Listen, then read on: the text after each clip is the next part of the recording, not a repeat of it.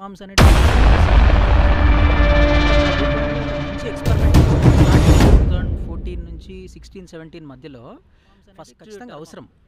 మీకు గత ప్రభుత్వంలో ఒక మంచి ఎక్స్పెరిమెంట్ చేసినారు స్టార్టింగ్లో 2014 నుంచి 16-17 మధ్యలో ఫస్ట్ టర్మ్ అప్పుడు మన టీఆర్ఎస్ గవర్నమెంట్ ఒక మంచి ఎక్స్పెరిమెంట్ చేసింది. అది సింగపూర్ ఆ చిన్న కొన్ని దేశాలని ఆదర్శంగా తీసుకొని ఒక మంచి ఎక్స్పెరిమెంట్ చేసింది. ఏమన్నది? ఫ్రెండ్లీ పోలీసింగ్ అన్నది.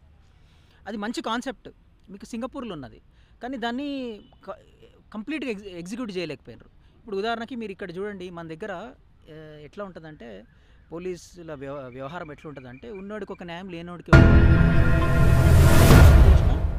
వదిలేస్తారు. అదే మీరు పేదోడైతే అని మక్కలు ఎదురుగట్టి లోపలేస్తారు. ఉన్న వాస్తవం అది.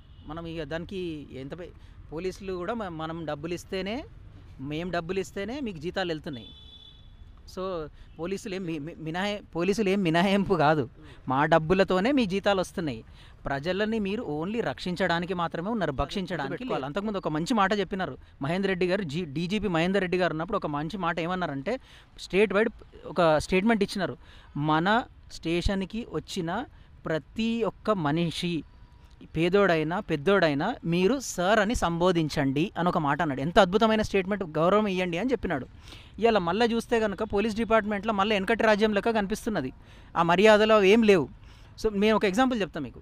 సింగపూర్లో పోలీస్ డిపార్ట్మెంట్ ఎట్లా ఉన్నది, నేను ఈ విషయం సాక్షాత్తు ఇంతకుముందు డీజీపీ గారు, డీజీపీ గారు కమిషనర్ గారు ఉండే ఒక మీటింగ్లో చెప్పిన మన అంజనీ కుమార్ గారు.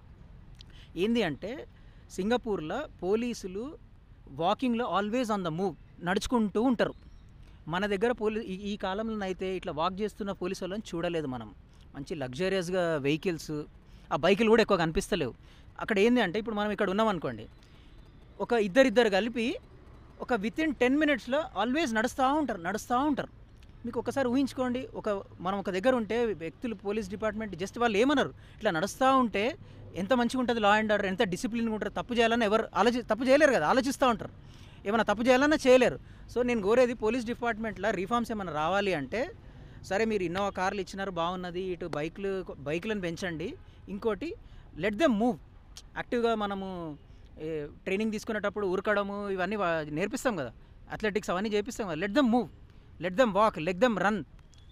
ఒకటి తీసుకురావాలని నేను కోరుకుంటున్నాను. ఇప్పుడు వాటితోటి మొత్తం యావత్తు క్రైమ్ రేట్ కూడా కంట్రోల్ అవుతుంది అంటారా? మరి మీకు క్రైమ్ రేట్ అంటే మీరు ఇప్పుడు అంతా సైబర్ క్రైమ్స్ అయిపోయినాయి. సైబర్ క్రైమ్స్ని ఇంకొంచెం మనము ఆ వ్యవస్థని పటిష్టం చేయాలి. ఇప్పుడు ఏంది ఇళ్ళల్లో దొంగలు పడడం అనేది తగ్గిపోయింది, ఆల్మోస్ట్ లేదు. అంతా వైట్ కాలర్, ఆన్లైన్ ఫోన్లల్లో లేకపోతే ఓటీపీ బ్యాంకుల నుంచి తీసుకుపోతున్నా. సో సైబర్ క్రైమ్ అనే దాన్ని ఇంకొంచెం పటిష్టం చేయాలి. దానికి ఇంతకుముందు మంచి అడుగులు వేసిండ్రు. ఒక సిటిజన్స్, పౌర సంఘాలతోని, ఐటీ వాళ్ళతోని, ప్రొఫెషనల్స్తోని ఒక చిన్న టీం ఫామ్ చేసి దాన్ని అంటే సిటిజన్ డ్రివెన్ ఒక కాన్సెప్ట్తో ముందుకెళ్ళాలి. ఫస్ట్ అది. రెండోది క్రైమ్ రేట్ తగ్గడం. క్రైమ్ ఎప్పుడైనా ఉంటుంది, కానీ ఎంత ఉంటుంది అనేది ఇంపార్టెంట్.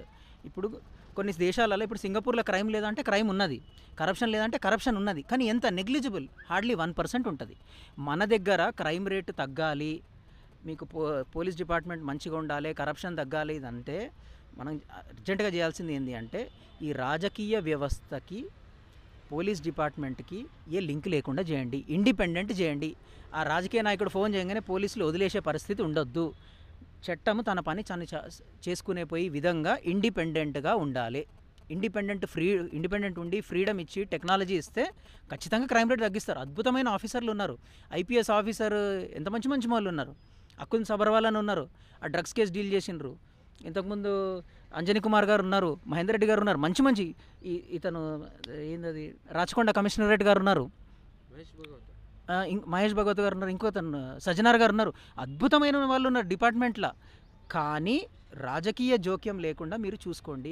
ఒక సెపరేట్ అవసరమైతే ఒక చట్టం తీసుకురండి. రాజకీయం జోక్యం లేని పోలీస్ వ్యవస్థ కావాలి, దానికోసం ఇమీడియట్గా ఒక చట్టం తీసుకురండి. Thank you.